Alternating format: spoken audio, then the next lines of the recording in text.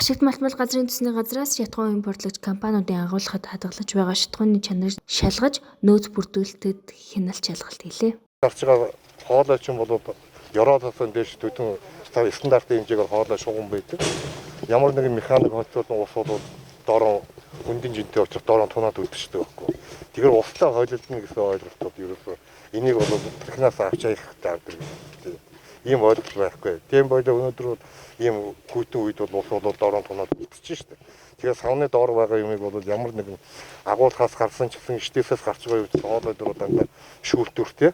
Тийм учраас усч бай, механик болчих ямар нэг юм бол орохгүй. Тийм бол агуун тусгай зөвшөөрөл эзэмшигч аж ахуйн нэгжүүд бол чанаргүй бүтээгдэхүүн худалдан борлуулж байна гэдэг бол энэ бол худалдаачаа ойлголт шүү. Шахалтан дээр бол сүүл стандарт хэмжлэгүүнд гадраас чинь байнгын шалгалт яваад үзээд явдаг. Тэрийг боддоор харуулсан шүү дээ. Энэ чинь хий тоолоод хий шахна гэж байхгүй. Хийг тоолдгоо тоолоор.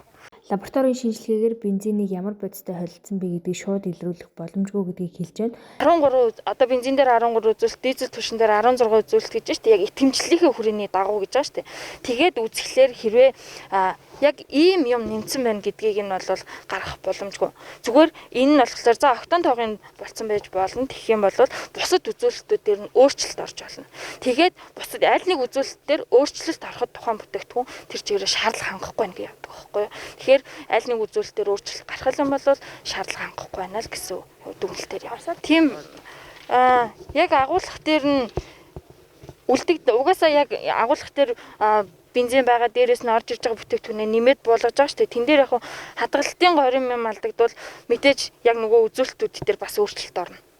Цаашид үдлэг шалгалтыг дараатай хийнэ гэдгээ хэллээ. Манайх болохоор одоо яг сар болгон ганцхан агуулга, ганцхан иштэс гэхгүй. Иштээсээр ч яваад агуулгаар ч яваад юм уу нэг сарда аль алингээр нь ч явах юм уу эсвэл дараа сард нь болохоор зөвхөн агуулга ч юм уу тийм байдлаар явна гэсэн явгаар явж байгаа. Сая 12 сард болохоор бид зөвхөн иштээсээр явсан бол одоо энэ удаад нэг сард болохоор яг агуулгаараа яваад саяны иштээсээр явсан юу агуулгын бүтээгдэхүүн хоёрын нь хоорондоо хэр зөрүүтэй байгаа яг нэг бүтээгдэхүүн байна уу гэдэг дээр хяналт хийх гэж байгаа. Дээрээс нь яг бүтээгдэхүүн өдөр болгон бууж байгаа. Тэгэхээр тэн дээр өөрчлөлт орж ийн үгүй юу гэдэг хэлээ. За яг хуу иргэдийн гомдлоор бас бид яг нөгөө айл аж ахуйн нэгжээр дээр гомдол гарч ийн тэрүүгээр нь бас очиж дээж аваад шинжилгээгээ хийгээ явж байгаа. Сар болгон ийм тогтмол үслэг шалгалт хийгээд явхлаар бүтээгдэхүүн дээр ядаж нөгөө хүмүүст мэдээлэл нь илүү их хүрэх юм болов уу?